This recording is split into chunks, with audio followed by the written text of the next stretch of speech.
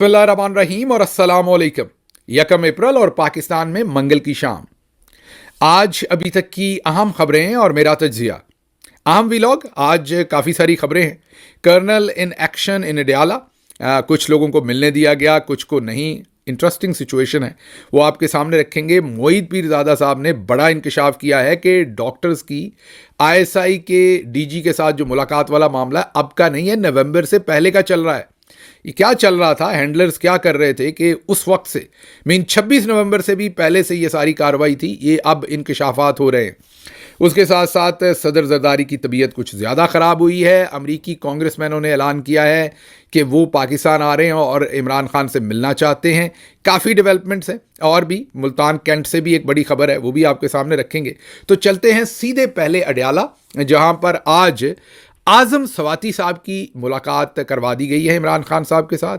बहुत महीनों के बाद ये मुलाकात हुई है। शायद आखिरी मुलाकात भी, अगर मैं गलत नहीं हूँ तो शायद इन्हीं की या उससे पहले कोई मुलाकात हुई हो।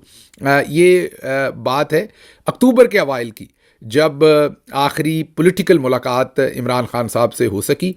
अदालत गई, पाकिस्तान तहरीक इंसाफ, सलमान अकरम राजा साहब और दूसरे लोग, उन्होंने वहाँ पर कंटेस्ट किया केस और अदालत ने ये अहकामात दिए कि सलमान अकरम राजा साहब कोऑर्डिनेटर होंगे।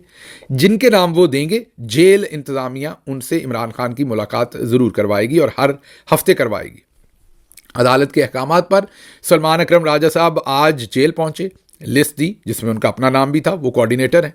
ना उनको मिलने दिया गया, ना उस लिस्ट में और नामों को मिलने दिया गया। हाँ, आज़म सवाती साहब का उस लिस्ट के अंदर नाम था, सिर्फ उनको और गालिबन 2 ऐसे लोगों को साथ मुलाकात करने दी गई जिनके नाम उस लिस्ट में शामिल नहीं थे। एक गालिबन नादिया खटक साहबा है और एक मुबशर अवान साहब है। इनके शायद दोनों के नाम लिस्ट में, जो अभी तक की मेरी इन्फॉर्मेशन है, गलत भी हो सकती है, लेकिन जो अभी तक मीडिया से इन्फॉर्मेशन मैं ले रहा हूँ, ये पार्टी से तो नहीं। मैंने आपको पहले भी कहा कि जो वीलॉग के अंदर स्टोरीज़ मैं कवर करता हूँ, कोशिश ये होती है कि उसकी राय मेरी अपनी इंडिपेंडेंट ही रहे और उसके सोर्सेज भी इंडिपेंडेंट ही रहें। तो आज़म सवाती साहब से उनकी मुलाकात हुई। सलमान अकरम राजा साहब वहाँ मौजूद रहे, बार बार इसरार करते रहे मिलने के लिए। अदालत का ऑर्डर भी याद करवाया, ये भी बताया कि मैं कोऑर्डिनेटर हूँ जिसने नाम दिए हैं, मेरी मुलाकात आप क्यों नहीं करवा रहे। तो एक तो वाज़े हो गया कि सलमान अकरम राजा की एक्सेस जो है वो काबिल कबूल नहीं है। लेकिन फिर दूसरी तरफ जब केसेस में सलमान अकरम राजा जाते हैं, ये मैं अकल का इम्तिहान ले रहा हूँ हमारे कर्नल साहब का, कि अभी कोई केस आएगा उसमें सलमान अकरम राजा जाएंगे तो मिल भी लेंगे। तो ये इनको पता नहीं ये क्या करते हैं। मेरा ख्याल कोई पॉलिसी नहीं है, डे टू डे बस काम चलाते हैं ताकि बस आपको और हमें मसरूफ़ रखें, नॉन इश्यूज़ के अंदर मसरूफ़ रखें और कोई बात नहीं है। खैर, आज़म सवाती साहब मिले, उन्होंने बाहर आके बताया कि इमरान खान बिल्कुल डिटर्मिन्ड है और वो कहते हैं कि जितनी देर भी जेल रहना पड़ा मैं रहूँगा।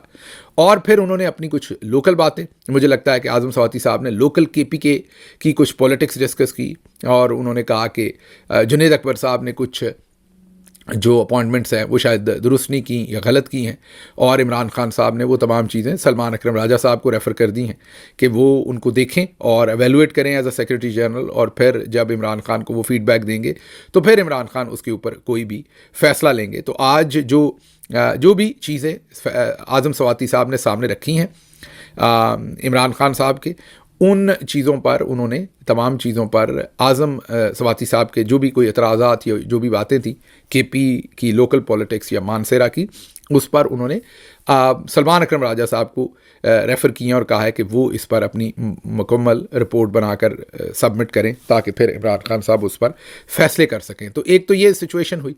सारी बातचीत में ड्रोन, आपको पता है कि इमरान खान साहब की बड़ी एक स्ट्रॉन्ग पोजीशन है वहाँ पर। अब तो मामलात और भी ख़राब हो गए हैं। मामलात ये ख़राब हो गए हैं कि इनके आपस में बयान ही नहीं मिल रहे। शहबाज शरीफ कह रहे हैं कि 6 दहशतगर्दों को वहाँ पर हलाक किया। अता तारड़ कह रहे हैं कि 17 दहशतगर्दों को वहाँ पर हलाक किया, और वहाँ पर जो लोकल लोग हैं वो कहते हैं कि 9 लोगों की वहाँ पर हलाकतें हुई हैं। और ये अता तारड़ कहते हैं कि कोई ड्रोन हमला नहीं हुआ बल्कि सिक्योरिटी फोर्सेस ने कार्रवाई की है। ऑपरेशन की जगह करीबी आबादियों से 6 से 9 किलोमीटर दूर थी, वहाँ कोई सिविलियन घर मौजूद नहीं था, ये अता तारड़ कहते हैं।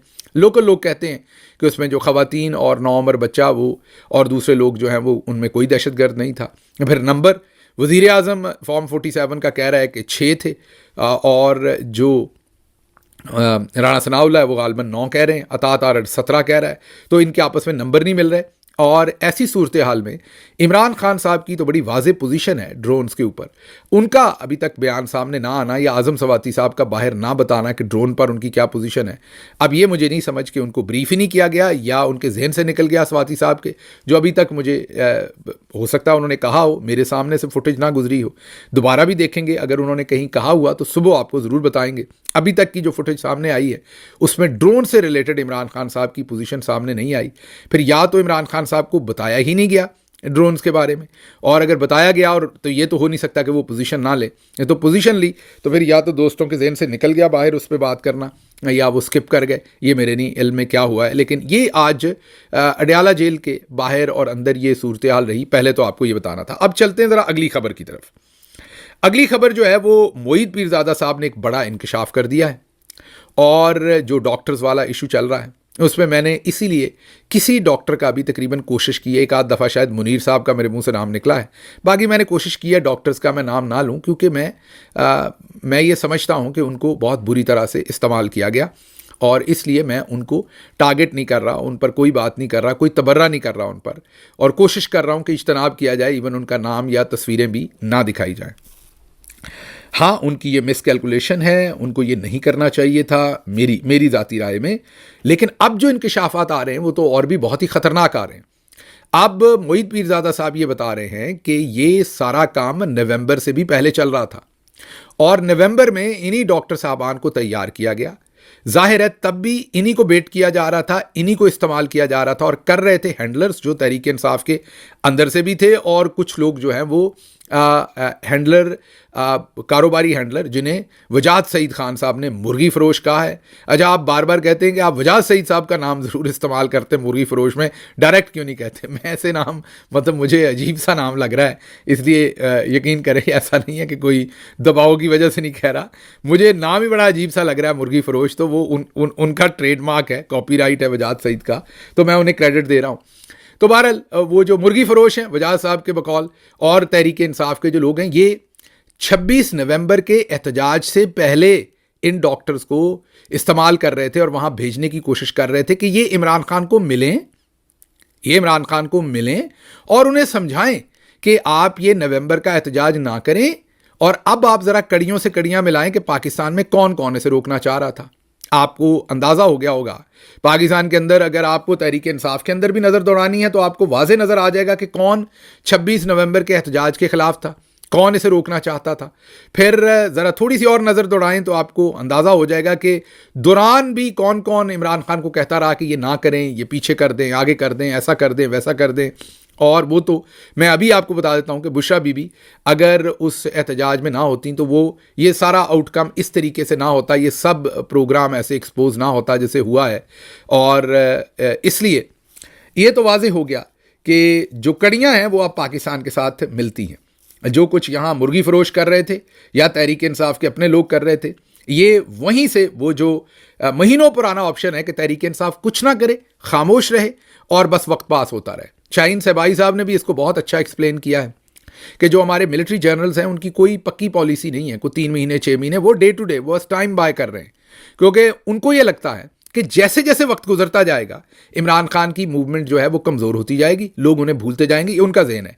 और जैसे जैसे वो जेल में रहेंगे, पीछे से पार्टी में टूट फूट होगी, तो जितना हमें वक्त मिलता जाएगा हम मजबूत होते जाएंगे, लोग इसको न्यू नॉर्मल समझ लेंगे। तो इसलिए बजाय कोई स्ट्रेटजी बनाने की तो वो ये झूठे वादे करते हैं, 2 हफ्ते रुक जाएं, 4 हफ्ते रुक जाएं, 26 नवंबर रोक लें, शहर से बाहर रोक लें, करें ही ना, इस टाइम करने की क्या ज़रूरत है, रोज़ों के बाद करें, ईद के बाद करें। अब दोबारा ईद के बाद एहतजाज है तो आप देखेंगे दोबारा प्लेयर मैदान में उतार दिए जाएंगे, इमरान खान साहब से उनकी मुलाकातें करवाई जाएंगी, बाहर से अजीब किस्म की इन्फॉर्मेशन अंदर भेजी जाएगी, माहौल बनाया जाएगा और फिर से कोशिश की जाएगी। और अभी ये जो 15 दिन पहले डॉक्टर्स का भी विजिट करवाया, इसको भी दोबारा समझें कि ये आने वाला जो नया एहतजाज है, जैसे इन्हें 26 नवंबर से पहले इस्तेमाल करने की कोशिश की गई थी, दोबारा अब एहतजाज, क्योंकि जुनैद अकबर ने और इमरान खान ने पहले से ऐलान कर रखा है कि रमज़ान के बाद, ईद के बाद हमने एहतजाज करना है, क्योंकि ये बड़ी छोटी विंडो होती है, ये समझिए पाकिस्तान के अंदर एहतजाज की। अभी अप्रैल शुरू हो गया है, मई के एंड तक एहतजाज हो सकता है, उसके बाद जून जुलाई अगस्त बहुत गर्मी हो जाती है, तो ये विंडो है 1 डेढ़ महीने की जिसके अंदर एहतजाज हो सकता है। अब जो जनरल साहबान है उनका कोई लॉन्ग टर्म प्लान नहीं है। उनका प्लान ये कि ये महीना डेढ़ किसी तरह से गुजारो, फिर आगे देखेंगे जो होगा, क्योंकि उनको यही सूट करता है, वो यही करते आ रहे हैं और इसी में उन्होंने 3 साल गुजार दिए हैं और इसी में वो अगले 1-2 साल और गुजार के वो समझते हैं कि ये मूवमेंट वैसे ही फिजल आउट हो जाएगी, वीक हो जाएगी। ये उनका पॉइंट ऑफ व्यू है, होगी नहीं, ये उनका पॉइंट ऑफ व्यू है। तो अब एक चीज़ तो सामने आई। अच्छा, ये ज़रा मोहित साहब का शॉर्ट सुन लीजिए ताकि कोई कन्फ्यूजन ना रहे कि ये बात मैं अपने पास से तो नहीं बना रहा या कोई मैं खुद से मेरा एनालिसिस तो नहीं। वो क्या कह रहे हैं, सुने। माइंड में से निकलती है जिसकी कोई इंतहा नहीं है। अगला मैंने पॉइंट लिखा था कि दी अमेरिकन हैव वेलकम्ड दिस, लेकिन वो कहते हैं कि वाइडर कंसल्टेशन हुई। कौन से अमेरिकन? 1 मिलियन पाकिस्तानी अमेरिकन नहीं, वो जो 5 गए हुए थे उनके बारे में लिखा था, क्योंकि ऊपर उसको ऑपरेटिव पैराग्राफ के अंदर पहले पैराग्राफ्स में डिफाइन कर दिया था कि according to them, according to the participants. तो वो 5 लोगों की बात हो रही है, उसमें से 2 के तो पहले ही बहुत अच्छे ताल्लुकात थे। बुनियादी तौर पर 3 मासूम फिजिशियंस इसमें चले गए इस पूरे के पूरे प्रोसेस के अंदर। अच्छा, मैं ये आपको ये भी बता दूं कि आप लोगों ने पता नहीं क्या क्या इसमें कहानी बना ली है। इनमें से 2 मासूम फिजिशियंस को नवंबर में भी भेजा जा रहा था। उनको उस वक्त भी आइडिया दिया गया था कि आपको जब इमरान खान ने कॉल की हुई थी इस्लामाबाद की 24 मार्च की, तो उससे चंद दिन पहले उनको कहा गया कि आपको भेज देते हैं अडयाला जेल में, जाके आप इमरान खान से मिलें और इमरान खान को कन्विंस करें कि इस स्टेज के ऊपर हमें इस्लामाबाद की कॉल और मार्च नहीं होनी चाहिए। और 2 मासूम फिजिशियंस ने अपने खर्चे पे टिकट भी ले लिए हुए थे। लेकिन अच्छा उन्होंने ये किया कि मुझसे उन्होंने मशवरा कर लिया और मैंने उस वक्त उनको बड़ा समझाया 2 घंटे कि नहीं, आप बिल्कुल ये ना करें, ये बिल्कुल बेसूद है, इसका कोई रिजल्ट नहीं निकलेगा। And if they are honest, वो आपको बता सकते हैं कि मैंने 2 घंटे लगा के, मेरे पास 2 घंटे बड़े कम होते हैं लाइफ में, लेकिन 2 घंटे लगा के मैंने उनको ये समझाया था कि आपको बिल्कुल भी नहीं जाना चाहिए। और मुझे उस वक्त ये भी फील हो रहा था कि उनकी सिक्योरिटी के लिए भी ये ठीक नहीं होगा। इस दफा बहरहाल वो चले गए, तो मुझे तो बाद में पता चला वो चले गए। मुझसे को पहले पूछता कि हम इस तरह से जा रहे हैं, तो मैं उनको कहता कि आप ना जाएं, ये बिल्कुल एक बेसूद एक्सरसाइज है और इसमें से कुछ भी बहुत ज्यादा निकल नहीं सकता। सुन लिया आपने। तो वाज़ेह मोहित साहब बता रहे हैं कि ये सब कुछ जो है, ये जो 26 नवंबर का एहतजाज था उससे पहले से प्लान था। जा रहे थे 2 डॉक्टर्स, उन्होंने टिकटें भी खरीद ली और फिर मोहित साहब के समझाने पर वो रुके। और एन उस वक्त उन डॉक्टर्स को यह भी कहा जा रहा था, जब पाक पैक के असद मलिक और दूसरे लोग जो कि बिल्कुल अलल ऐलान सबके साथ इंगेजमेंट करते हैं, जब भी गए। इवन मुझे याद है कि जब वो पहली दफ़ा इमरान खान साहब से पाक पैक वाले जाके मिले, तो उससे पहले वो सारों से मिले थे। मीन उस वक्त के पीडीएम के प्राइम मिनिस्टर से भी मिले, मिलिट्री वालों से भी मिले और खान साहब को मिले। और खान साहब को उन्होंने बताया कि हम मिलिट्री वालों को भी मिल के आए हैं, हम फलां को भी मिल के। तो वो तो एक ऐसा फोरम है जो इमरान खान के नाम पर नहीं बना हुआ, बहुत पहले से बना हुआ है। उनकी अपनी एक इंडिपेंडेंट हैसियत है, वो इंडिपेंडेंटली इंगेज करते हैं। लेकिन फिर उन्होंने HR 901 और दूसरी सारी चीज़ें भी यहाँ पर की। इंडिपेंडेंट होने के बावजूद मीन PTI का उनके ऊपर आप ये कह लीजिए कि PTI वो कंट्रोल नहीं है या PTI के बिहाफ पर वो काम नहीं करते, उनकी अपनी एक शनाख्त है। उसके बावजूद HR 901 उन्होंने जमा करवाई, दूसरे लोगों ने भी उसमें मदद की, कोई शक नहीं। लेकिन उन्होंने वो तमाम काम किए जिससे जनरल साहब बड़े नाराज़ हैं। लेकिन जब भी उन्होंने इंगेजमेंट की, कोई ढकी छुपी नहीं की, ओपनली। इवन मुझे अच्छी तरह से याद है कि उन्होंने ओपनली बता के किया कि ये हमें मिलना चाहता है, ये नहीं मिलना चाहता, इससे मिले हैं, फलां ने हमें इंगेज किया। यहाँ पाकिस्तानी एम्बेसडर को भी मिलने गए तो ओपनली गए, तस्वीर आई, सब कुछ आया। तो उनकी और उनको मिलना भी चाहिए, समझ आती है। जैसे जितने भी बड़े बड़े जर्नलिस्ट हैं वो मिलिट्री से भी मिलते हैं, जनरल साहबान से भी मिलते हैं, DG ISPR से भी मिलते हैं, हमसे भी बात करते हैं, हमें भी बताते हैं फ़लाँ बात हुई है, फ़लाँ मुलाकात हुई है। मैं ज़राए से आपको ख़बर भी देता हूँ, बताता हूँ कि जर्नलिस्टों ने ये कहा है, क्योंकि वो इंडिपेंडेंट है। लेकिन अगर मैं मिलता हूँ, मैं कोई राब्ता करता हूं जनरल साहबान से और मैं इमरान खान को कॉन्फिडेंस में नहीं लेता, मैं पार्टी को कॉन्फिडेंस में नहीं लेता, तो देयर इज़ अ प्रॉब्लम। और अगर पार्टी के लोगों को 6 महीने बाद पता चलता है कि शहबाज गिल ने तो अपने इन रोड्स बनाए हुए हैं, शहबाज गिल अपनी वक्री किस्म की एक उसने अपने टाइप की एक नेगोशिएशन शुरू की हुई है, जिसका ना कोई सर है, ना पैर है, ना कुछ उसमें से निकलना है, ना खोना है, ना पाना है, तो फिर सवाल ये पैदा होता है कि ये किसकी गेम कौन खेल रहा है।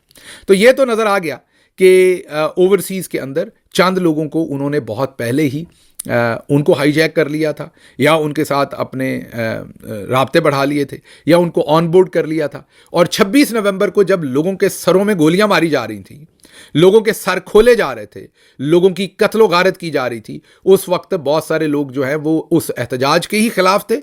PTI के अंदर से कुछ लोग ऐसा काम कर रहे थे कि जो वहाँ डेलीगेशन भेजकर इमरान खान साहब को रोकना चाह रहे थे। और उसके साथ साथ आपको अब ये भी समझ आ गई होगी कि बहुत बहुत सारा जो सख्त रिएक्शन यहाँ से आ सकता था, यहाँ से या और जगहों से, उसको भी रोका गया होगा। क्योंकि अगर इतने उतावले वो हुए हैं कि फ़ौरन मुज़ाकरात कर लें और एहतजाज ही ना होने दें 26 नवंबर का।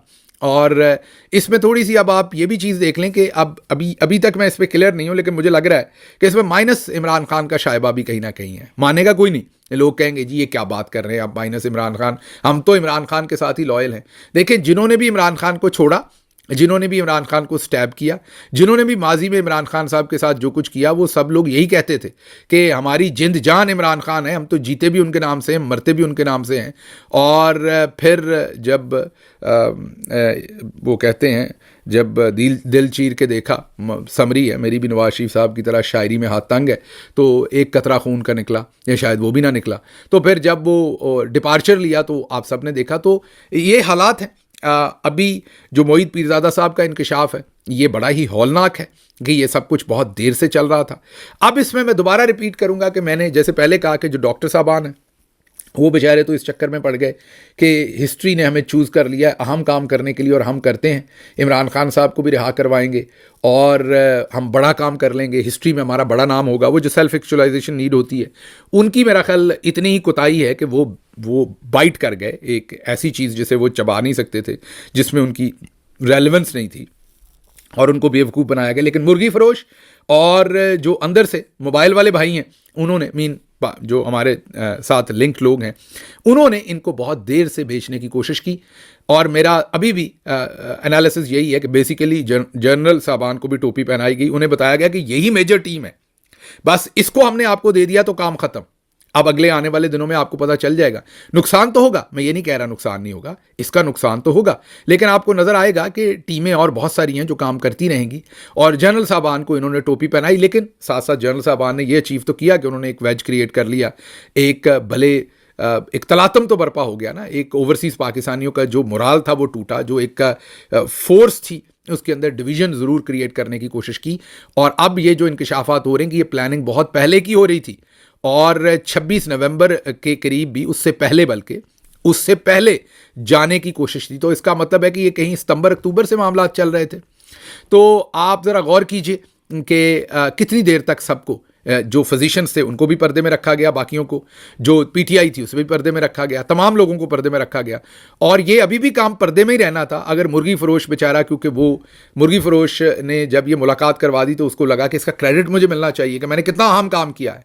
जैसे वो अहम काम के चक्कर में डॉक्टर्स फंस गए ना बेचारे, इसी तरीके से ये जो मुर्गी फरोश थे, उनको तो जैसे पंजाबी में कहते हैं गैस हो गई कि मैंने लोगों को ना बताया कि मैंने डीजी से मुलाकात करवा दी। तो उन्होंने फ़ोन करके अमेरिका में लोगों को बताना शुरू किया, वहाँ से बात निकली। तो 15 दिन के बाद फिर जब ये बात वीलॉगर्स तक पहुँची, मेरा ख्याल हैदर मेहदी साहब और दूसरे लोगों ने जब इस पर वीलॉग ठोक दिए, और बड़े ठुकवें किस्म के कर दिए, पंजाबी में कहते हैं ठुकवा वीलॉग, तो वो कर दिए। तो उसके बाद फिर ये मामला चला, और उसके बाद फिर कन्फेशन सामने आना शुरू हुए। तो ये मामला तो सीक्रेटली किया गया, दबाया गया, नवंबर से दबाया गया।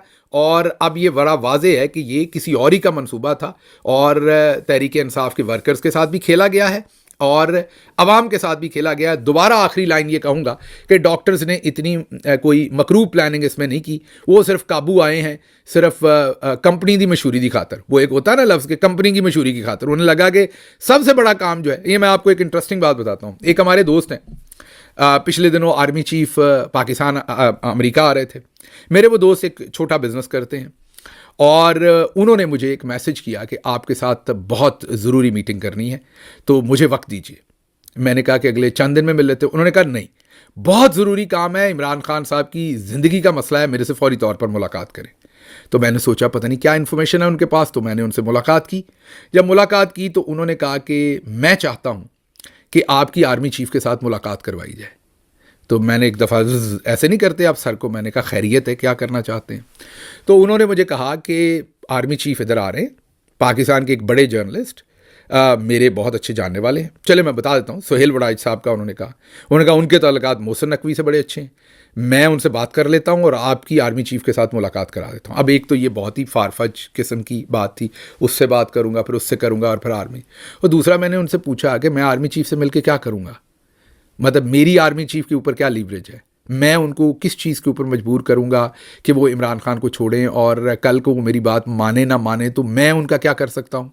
तो पहले तो मैंने आपको दोनों बातें बताएंगे, पहले तो ये बेवकूफ़ाना थॉट था सारे का सारा, लेकिन उसके बाद तो उसने मुझे ये कहा, मेरे उस दोस्त ने, उसने कहा कि ये आपको तारीख गिल साहब चुन रही है बड़ा काम करने के लिए, आप क्यों इनकार कर रहे हैं, ये तारीख आपको चुन रही है, ये तो आप ही इमरान खान को बाहर निकालेंगे। तो उसने कहा कि मैं हसन सरदार बनना चाहता हूँ। इंटरेस्टिंग लाइन आपको बताता हूँ, उस दोस्त ने कहा कि मैं हसन सरदार बनना चाहता हूँ, ये डी में से गोल मैं करना चाहता हूँ, ये अल्लाह ने मुझे मौका दिया है बड़ा काम करने का, अहम काम करने का, आप बस मेरे कहने पे डी में मुझे पास दे दें एक दफ़ा, फिर देखें मैं गोल कर दूंगा, आप मान जाए आपके साथ, मैं आर्मी चीफ के साथ जाऊंगा और देखें फिर हम वहां पर कैसे। तो कई दफ़ा बंदा बेवकूफ़ बन जाता है, बंदे बड़े बड़े, मैं उस दोस्त का एहतराम करता हूँ, उसकी फीलिंग्स का भी एहतराम करता हूँ, लेकिन आपको बात सुनाने की बात यह है कि कई दफ़ा हम तमाम सेल्फ एक्चुअलाइजेशन के लिए अपनी जो कैपेसिटी होती है उससे बहुत ऊपर खेल जाते हैं। ये सोचिए, डे ड्रीमिंग नहीं करते आप कई दफ़ा, जैसे इमरान खान साहब ने बताई थी कि जब छोटे होते थे हम, तो हम बैठे होते कि स्टेडियम में हम बैठे हुए हैं और अचानक एक प्लेयर को कुछ हो जाएगा, वो इंजर हो जाएगा, तो प्लेयर नहीं मिल रहा होगा पाकिस्तान को, फिर वो कहेंगे कि भाई कोई है पाकिस्तान के लिए खेलने के लिए। इमरान खान साहब ने दास्तान सुनाई हुई है कि डे ड्रीमिंग होती है ऐसी, तो अचानक मैं हाथ खड़ा करूंगा और वो बुला लेंगे और फिर मैं एक सुपर क्लास इनिंग खेलूंगा और फिर मैं वर्ल्ड क्लास क्रिकेटर बन जाऊंगा। तो हम सभी कहीं ना कहीं डे ड्रीमिंग करते हैं, तो ये दोस्त भी डे ड्रीमिंग कर बैठे, तो इनको गालियां वालियां नहीं दे, ये बुरे लोग नहीं है मैं ये कहूंगा, हाँ हरकत बुरी कर बैठे।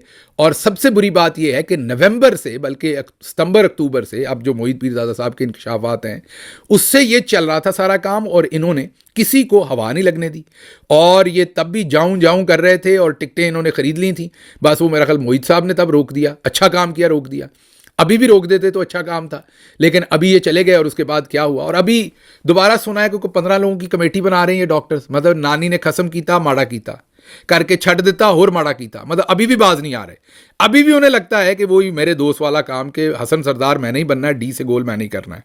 सरकार रहने दें, ये हमारे बस के काम नहीं है, ये किसी बड़ी गेमों के काम है, हमारा काम प्रेशर बिल्ड करना है, हम अपना काम करें जो हमारी कैपेसिटी है।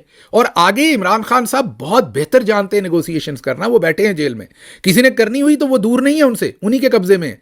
ऐसा थोड़ी है कि इमरान खान जो है वो, मैं मिसाल दे देता हूं आपको कि अगर कोई शख्स जैसे अल्ताफ हुसैन है, वो मरी हैं जो BLA के, वो मुल्क से बाहर बैठे हैं, वो डायरेक्टली मिलिट्री से नहीं मिलना चाहते, तो कोई तीसरा बंदा आ सकता है। या जैसे तालिबान छुपे हुए थे गारों में, उनसे मुज़ाकरात कर रहे थे अमेरिका में, तो दोहा कतर में एक फ़ज़ा बनाई गई और वहाँ पर वो, भाई इमरान खान तो उनकी कस्टडी में है, जेल में है, वो जब जाएं जहां जाएं, जिससे पाकिस्तान का बड़े से बड़ा बिजनेसमैन उनके हाथ में है, बड़े से बड़ा बंदा उनके हाथ में है, बड़े से बड़ा मौल, मसलन वो कल को कहें कि हमने तारिक जमील साहब के थ्रू करने हैं मुज़ाकरात, तो उनको उठा के ले जाएंगे वहां पर जेल में, उनकी मुलाकात करा देंगे। वो कहेंगे हमने चीफ जस्टिस के थ्रू करने हैं, वो कहेंगे हमने फलां के थ्रू, हामिद खान साहब के थ्रू करने हैं, फलां के थ्रू, उनके पास सारी एक्सेस है। उन्होंने इधर से मेरा वो जो कारोबारी दोस्त है उसको, या मुझे, या इन डॉक्टर साहबान को लेके जाना, यार कभी कोई खुदा दा खौफ करो यार, मतलब कॉमेडी बना दी है पूरी की पूरी इस सारी काम को। और वो जो हैंडलर है मुर्गी फरोश वगैरह, उन्होंने तो अपने नंबर बनाने थे कि ये देखें मेन बंदे हमने आपके सामने फेंक दिए हैं, और वो देखें कब से लगे हुए हैं, उस एहतजाज को भी सैबोटाज करने में लगे हुए हैं। तो ये बहुत मेरे लिए दुख की बात भी है कि कितना बड़ा धोखा, एक तरफ इमरान खान इतनी बड़ी कुर्बानी दे रहा है, इमरान खान की बीवी ने अपनी जान पर खेला वहां पर, इमरान खान की बहनों ने अपनी जान पर खेला, वो खड़ी थी वहां पर, इमरान खान के वर्कर्स ने सरों में गोलियां खाई, शहादतें ली, और यहां पर देखें क्या गेम खेली जा रही थी, यहां पर अवाम को बेवकूफ बनाया जा रहा था, और अब पिच ये किया जा रहा। अच्छा, एक बड़ी इंटरेस्टिंग बात, वहां पाकिस्तान में क्या बताया गया है, वहां पाकिस्तान में बताया गया कि जी मतलब पार्टी के रैंक एंड फाइल में कई लोगों को ये बात वहां ब्रीफ की गई कि जी देखें ट्रंप जो है ना, वो उसको आए हुए बड़ी देर होगी, उसने कुछ नहीं किया। तो अब पाकिस्तान में तो इधर से तो जो है ना, यहां पर ये बताया गया, यहां पर डॉक्टर्स को ये बता के सेल किया गया कि ट्रंप ने कुछ नहीं किया, अब तो हमें उन्हीं से नेगोशिएशन करनी पड़नी। वहां क्या कहा गया पाकिस्तान में ये कहा गया कि देखें ये अभी रेजोल्यूशन पास हो जाएगी, जब रेजोल्यूशन पास हो गई तो फिर सारा इख्तियार तो ट्रंप के पास चला जाएगा, फिर ट्रंप मिलिट्री के साथ डायरेक्टली डील कर लेगा, हमें कौन पूछेगा। हाँ, तो हमें रेजोल्यूशन, ये जो पाबंदियों की रेजोल्यूशन है ना विल्सन की, उससे पहले मुज़ाकरात करने हैं। रेजोल्यूशन तो अब आई है, आप तो ये काम अब मोहित पीरजादा बता रहे हैं 26 नवंबर से पहले के कर रहे हैं। तो ये मतलब उधर वही बात जो पीएमएलएन नहीं कहती, उधर पाकिस्तान में इमरान खान यहूदी एजेंट है, इधर तालिबान खान है अमेरिका में, यही खेल ये खेल रहे हैं। इधर ट्रंप ने कुछ नहीं करना, इधर लोगों को यह बेचा जा रहा है अमेरिका में, पाकिस्तान में यह बेचा जा रहा है कि रेजोल्यूशन पास होगी तो सारा इख्तियार ट्रंप के पास चले जाना है, उससे पहले पहले हम मुज़ाकरात कर लें, ये हमने सोचा। और भाई अगर ट्रंप ने रेजोल्यूशन पास करवा के इख्तियार लेना है तो ट्रंप के कहने पर रेजोल्यूशन रुकेगी? ट्रंप को रेजोल्यूशन की ज़रूरत है कोई मिलिट्री के साथ बातचीत करने के लिए? मतलब ये समझते हैं कि लोगों के यहाँ और पीछे दोनों पे चेलफ चाचा लिखा हुआ है। मतलब यार को खुदा का खौफ करो, लोगों को इतना बेवकूफ़ बनाते हो। ठीक है, आपने एक मतलब पॉलिटिक्स में आपके पास ऑप्शंस होते हैं। जब हमारी गवर्नमेंट गिरी तो मुझे जो ब्रिगेडियर फ़हीम थे सेक्टर कमांडर, उन्होंने मुलाकात के लिए पैगाम भेजा कि आप, और मुलाकात का पैगाम भी बहुत ही एक ऐसे उन्होंने नेटवर्क से भेजा जो किसी को मालूम ना हो सकता कि मुझे पैगाम आया। मिलिट्री से रिलेटेड नेटवर्क था, जो लोग हमारे साथ काम करते थे। तो मैंने खान साहब को बताया कि जी मुझे ये मुलाकात का पैगाम आया है। तो खान साहब ने मुझे सिर्फ ये कहा कि ये आपका काम नहीं है, you are chief of staff, बात करनी होगी मेरे से कर लेंगे। अब हमारे बहुत सारे लोग तो चुप करके मिलाते थे, वो खान साहब को बताते ही नहीं थे। मेरी पोजीशन ऐसी थी कि मुझे लगता है कल भी और आज भी मेरे साथ कभी भी कोई भी राब्ता यहाँ हुआ है, सबसे पहले खान साहब को पैगाम दिया है, उनसे पूछा है। वो भले कोई यहाँ पर कोई पैक कोई ऑफ़र दे कि जी ये कर लेते हैं, कोई यहाँ पर कोई गवर्नमेंट ऑफिशियल अमेरिका में को ऑफ़र दे, कोई यूरोप में दे, कहीं भी इमरान खान साहब को पैगाम भेजा जाता है फौरी तौर पर कि सर ये मुझे बात कही गई है, मुझे इसे कैसे हैंडल करना है। क्योंकि इन सारी चीज़ों में ट्रस्ट बहुत इंपॉर्टेंट होता है, और जिन लोगों के साथ आप काम करते हैं आप उनको अंधेरे में नहीं रख सकते, लेकिन यहाँ पर यही हुआ है। आखिरी खबर जो आपके सामने क्विकली रख दूं वो ये कि मुल्तान कैंट का एक वाकया रिपोर्ट हो रहा है सोशल मीडिया पर। अब ये कितना दुरुस्त है कितना गलत, दोबारा हमारे पीछे लठ लेके आ जाते हैं कि जी हम प्रोपेगेंडा कर रहे हैं। हम तो बता देते हैं कि ये मुसद्दका हमें नहीं पता, मीडिया में रिपोर्ट हो रहा है, इसको डिनाई कर दें अगर ऐसा है तो। रिपोर्ट ये हुआ है कि कोई 2 गाड़ियां और कुछ चंद मोटरसाइकिल चांद रात को मुल्तान कैंट में जला दिए गए, और जो कैंट से रिलेटेड कोई वहाँ सिक्योरिटी से रिलेटेड उन्होंने सीपीओ को ख़त लिखा कोई नाराज़गी का कि ये क्या हुआ, आपकी सिक्योरिटी ख़राब है। सीपीओ ने वापस ये कहा कि ये कैंट के अंदर आपकी अपनी सिक्योरिटी होती है, हमारी नहीं होती। ये अब क्या मामला है, इसके ऊपर किसी ना किसी को बात करनी चाहिए। ये सच है गलत है बताना चाहिए। चलो पंजाब गवर्नमेंट बता दे, अगर दूसरी तरफ से नहीं बताना तो ये जो खबरें आती हैं आप कहते हैं झूठ फैलाया जाता है, तो अगर आप वक्त पर उनका जवाब दे देंगे, हम भी हुकूमत में थे हम जवाब देते थे, वक्त पर जवाब दे दें तो खबरें उसी टाइम किल हो जाती हैं। जैसे पहले वो लेटर वाला मसला चलता रहा और किसी ने उस पर बात नहीं की। कांग्रेसमैन जैक बर्गमैन ने कुछ ऐलान किया है, उस पर अब सुबह के व्लॉग में बात करेंगे। मुझे यहाँ से इजाज़त दीजिए। अल्लाह आपका हामी और नासिर हो। पाकिस्तान जिंदाबाद।